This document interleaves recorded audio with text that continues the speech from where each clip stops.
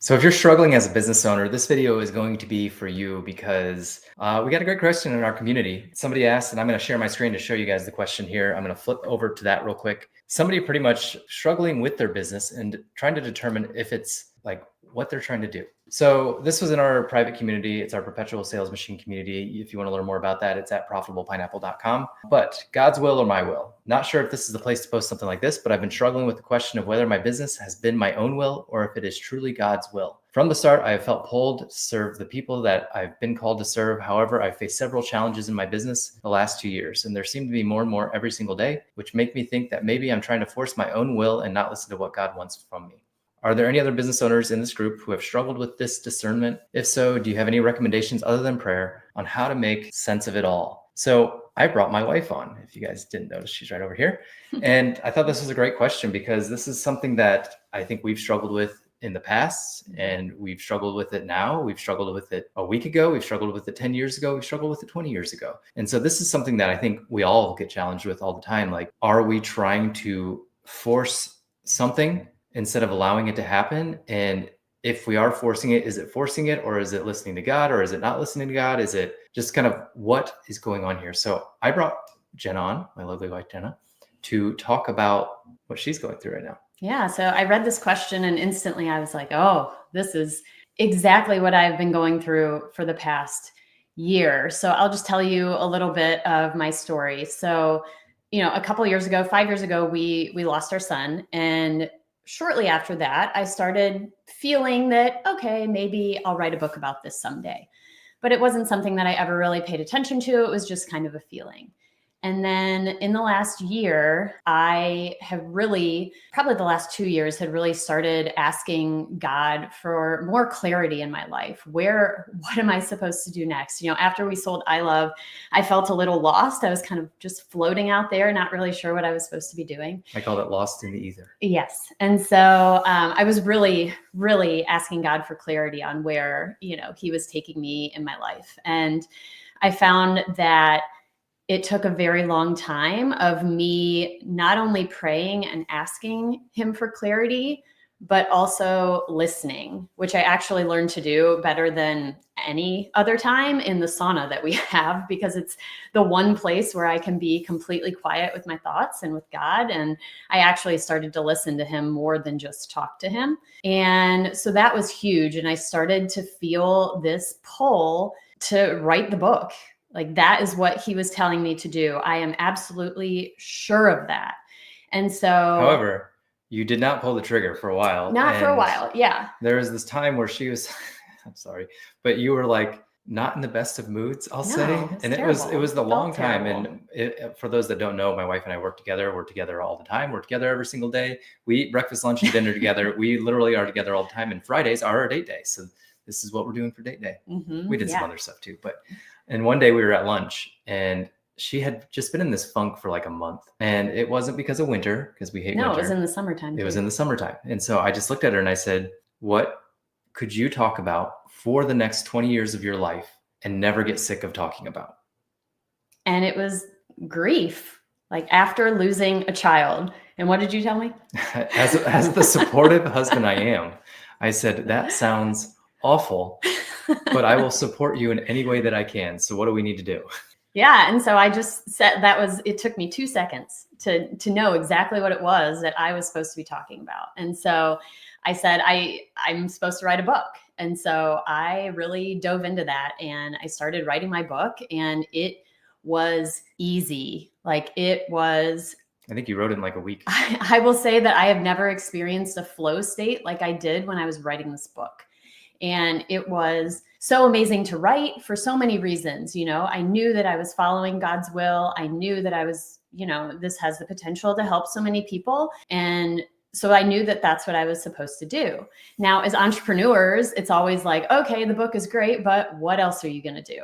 And so, I started a free Facebook community, which also has been relatively easy to build and grow. It's grown to like 4,500 members in 2 months. We have like 4,000 people in 2 months. And that's, partially because 1 in 4 women experience the loss of a baby. And so it's a huge struggle for people. And, it's just something that's not talked about, and nobody wants to talk about it, obviously. And so that has grown, and the community is amazing. And I started to hear from people that they wanted more support. And so in my mind, I don't know. We've also grown the email list to like 2,000 people. Yeah. So it's like not just it's email list, it's Facebook group. And we've done this with very minimal money. I think we spent like maybe under $1,000 to build that whole list. So that's 6,000 people. That's very cheap cost per lead. This is my business mind going. So not the God's will or my will thing.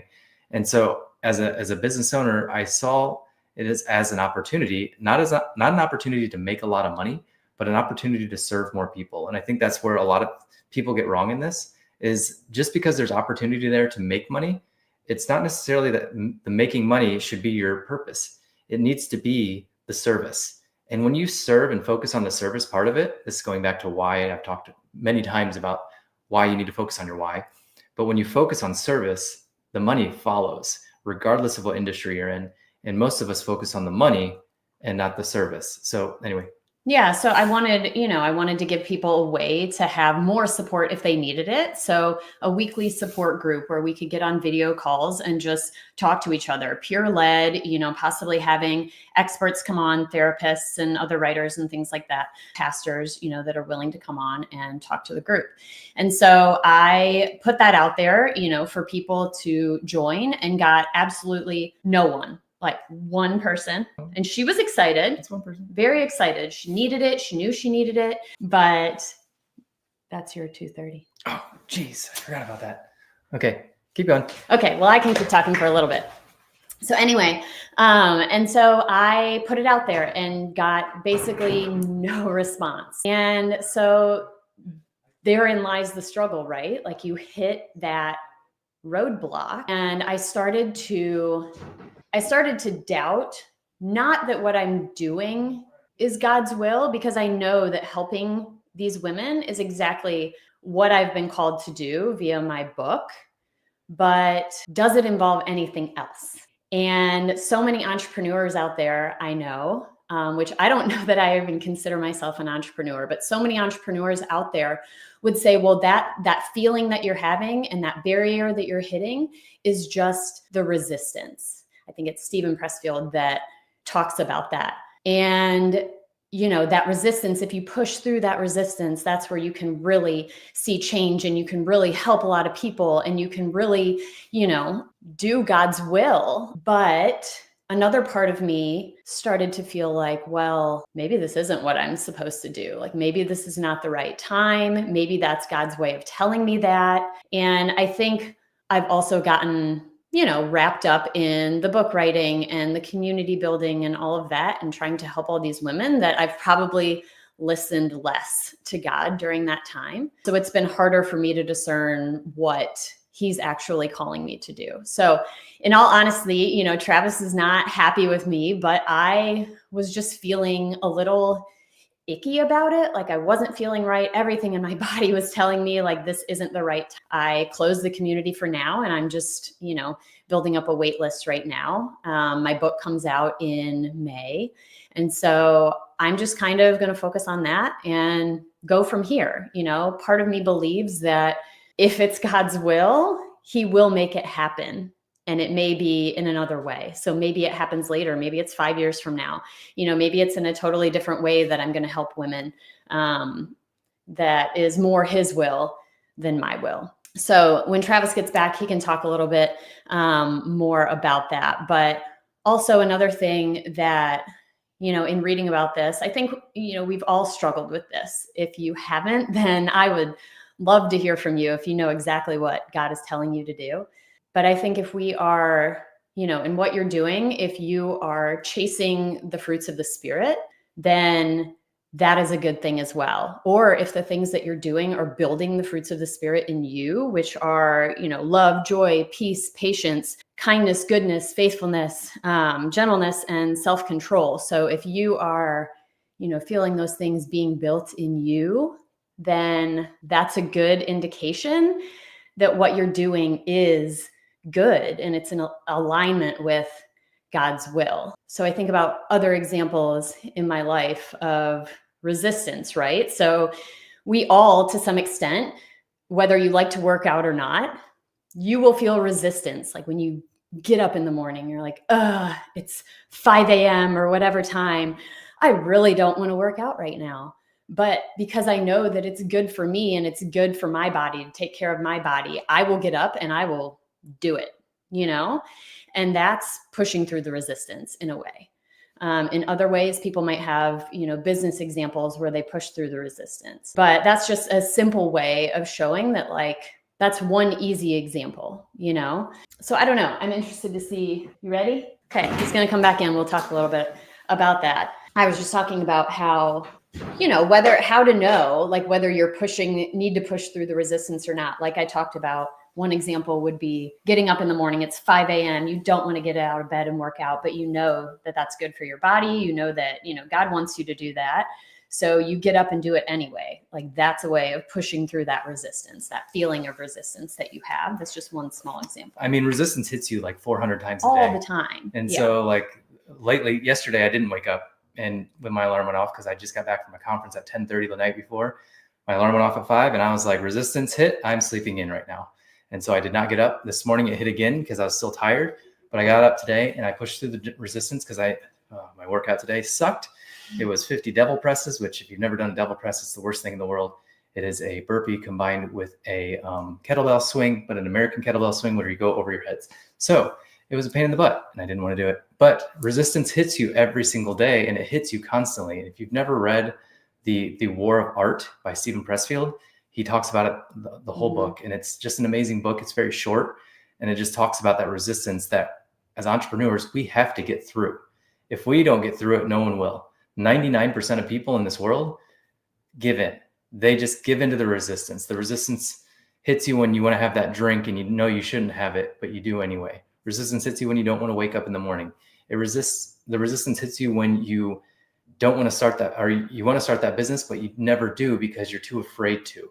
And so resistance it's massive. It's in our life every single day. And like I said, 99% of people just kind of go with it. But I also think you need to focus on, what are you chasing?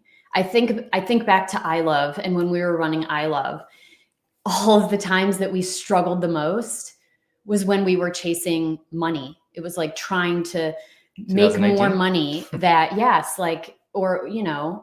when we lost all our inventory and all of that, like, what were we doing? We were chasing money when we had more me than her. Yes. But when we had so much going on, we couldn't even juggle all of these businesses that we were doing. What were we doing them for? It was because it brought in more money, and we don't need more money. God knows the amount of money that we need.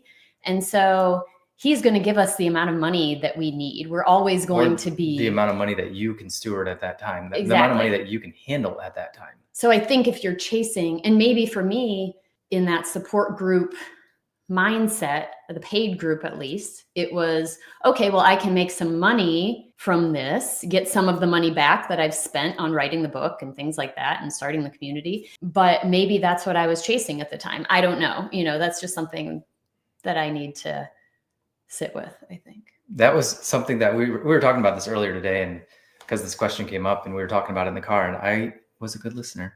And I said, do you want me to listen or do you want me to suggest? But now I'm going to suggest. So I said listen earlier. I listened earlier and now I'm suggesting. So my personal thoughts on the paid community side that Jenna didn't want to start, and she kind of, I will say, I'm going to call you a quitter, but she quit on it. Call me a quitter. That's fine. She quit on it, was that she didn't want to lead something alone. Whereas in I Love, and even on this video, she's beside me. And so with that, it was going to be her.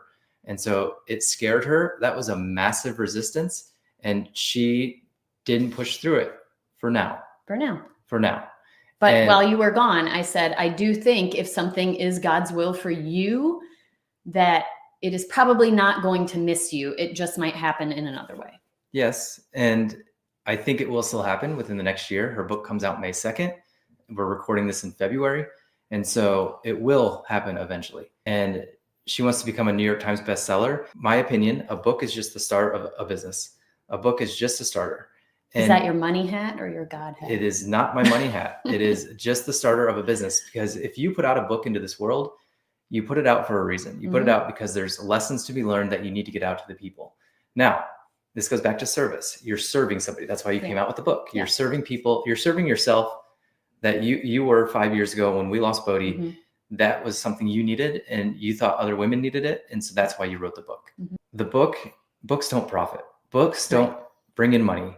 You need money to get your word out to the people. And so to serve more, you need money. That's the opportunity I saw with the community. Because if you had 100 people in that community, that would be what, $4,000 a month? No, that's off. Yeah, that's right. $4,000 a month that you can then take and pump back into your book.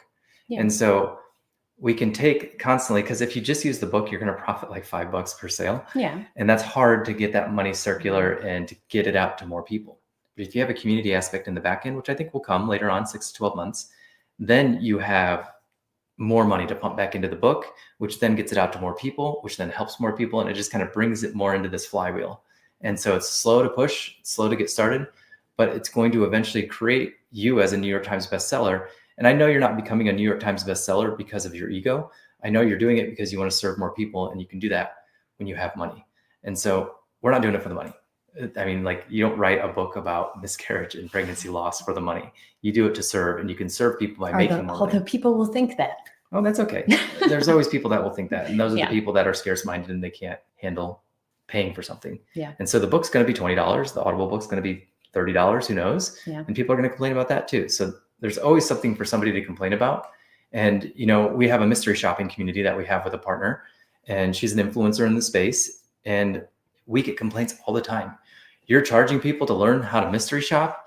No, we're charging people to learn how to take control of your finances and to change your life, to not have to worry about the rat race anymore, to make an extra $4K for a month for your family.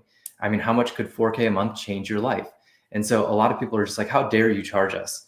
But in reality, it's creating freedom. My favorite story of that whole community, and we have like 400 people that are in it right now. And it's $100 a month to join it. So it's not a cheap community. And my favorite story in that community is the fact that, again, we're just teaching people how to mystery shop, but it's the impact you make. This lady didn't work.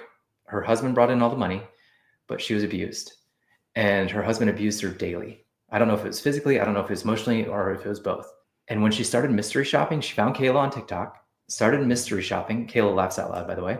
She started mystery shopping.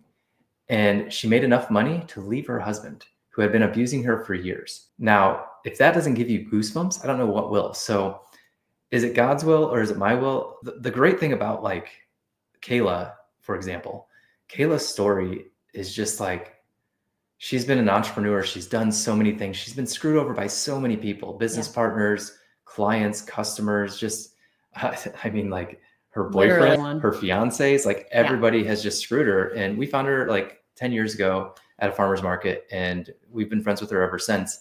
And I just knew there was something more for Kayla's life. And we've never lost touch with her. We've helped her with, she had a soap business. We helped her with that. We've helped her with a couple other things as well. And we just like never really like gave up on Kayla, because like she's such a good person and she deserves to win. And, you know, I was in a pool in the Bahamas on a mission trip, and we just came up with this idea.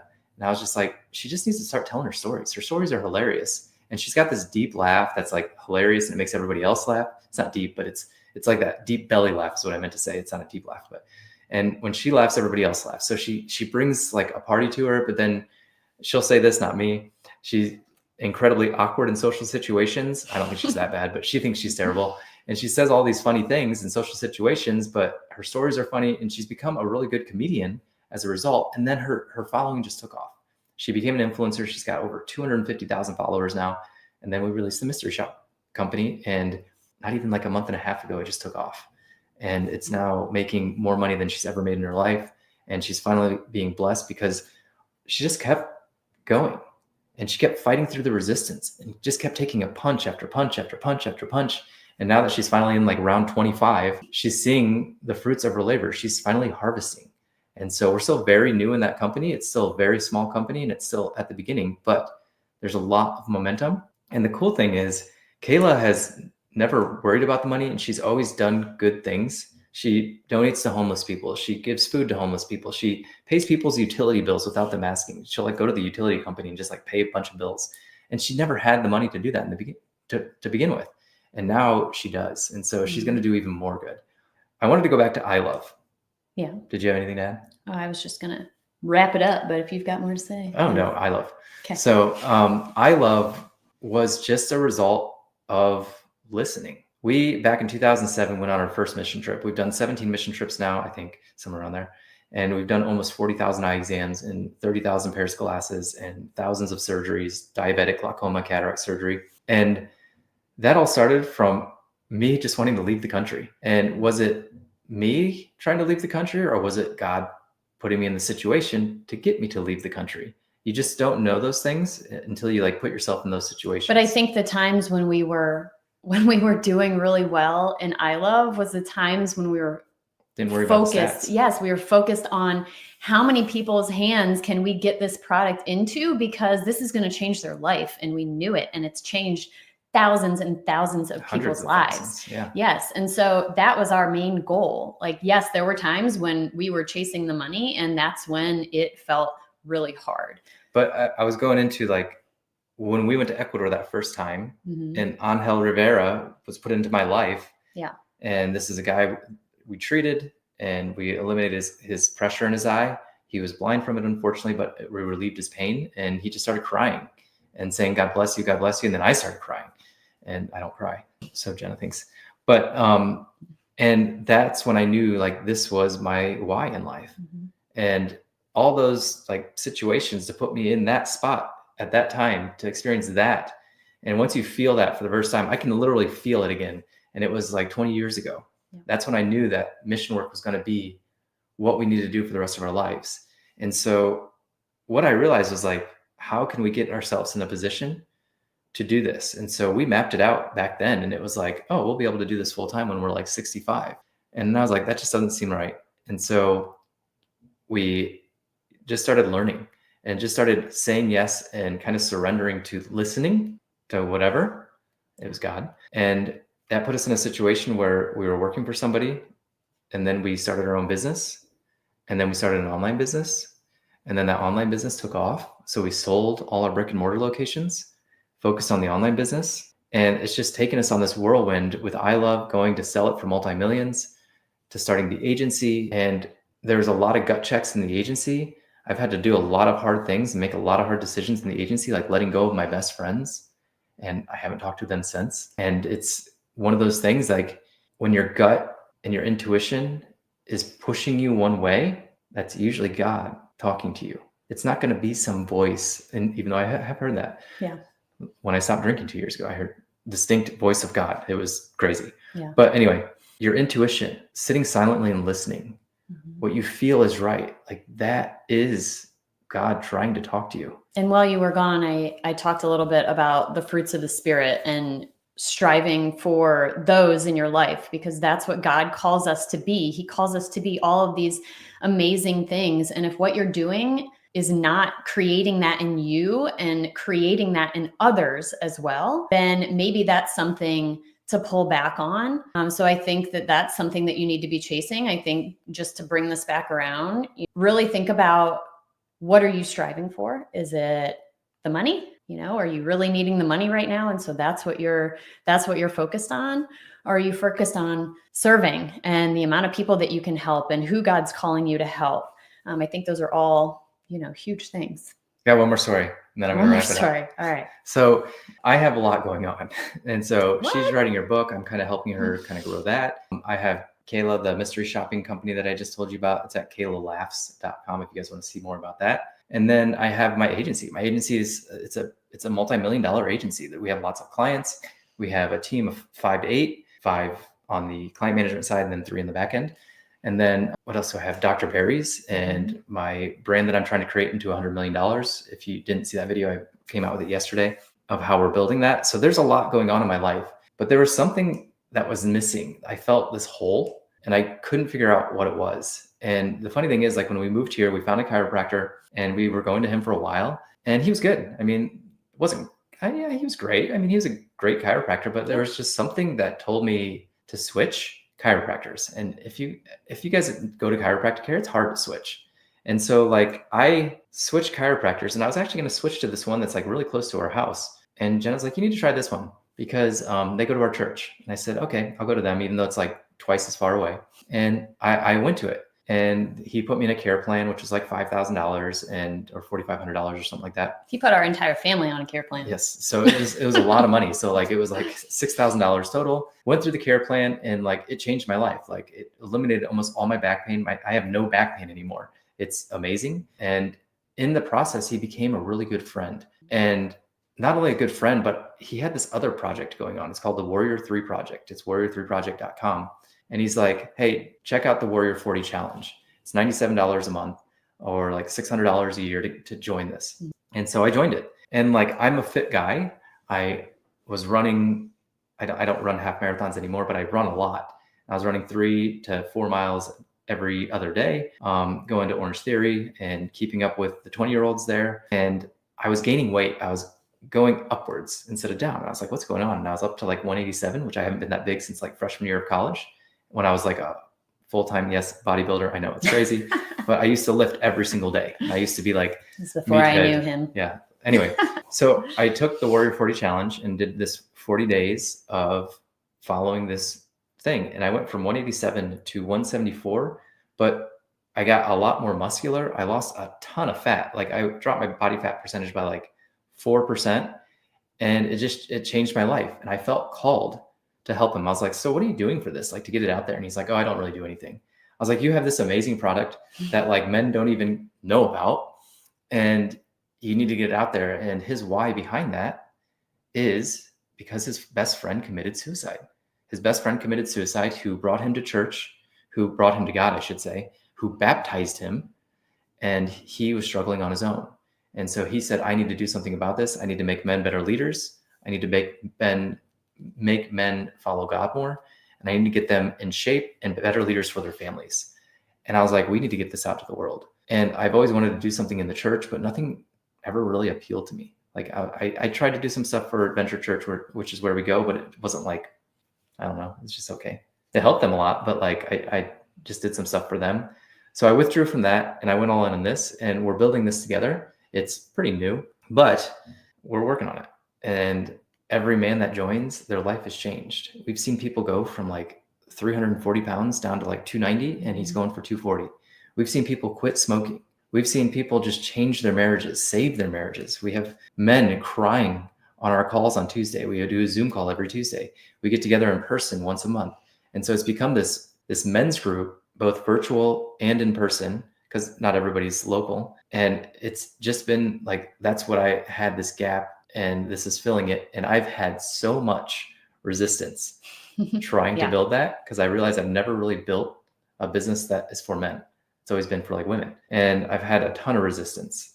I've had to pretty much rebuild the whole business as a result. And it's been hard. Resistance is high, but I know that is God's will. And God is continuing to tell me, you need to keep pushing forward with this, because you're going to change a lot of lives as a result. So that was a long video, but if you're struggling, really dig deep into your why and your motive. Is your motive money? That's why you're probably struggling, because honestly, everything we have is not ours to begin with. It's God's. The money's God's. Your house is God's. And in 100 years, none of this is going to matter anyway. So go all in, listen, and whatever that gut intuition is telling you, that's usually God speaking to you. So push through the resistance and push through to really just listen. Anything else? No. Hey, I wanted to thank you for watching this video, and I picked out another video just for you. So make sure you check out that other video. And what do they need to do? Do they need to like and subscribe? Like and subscribe if you enjoyed this content.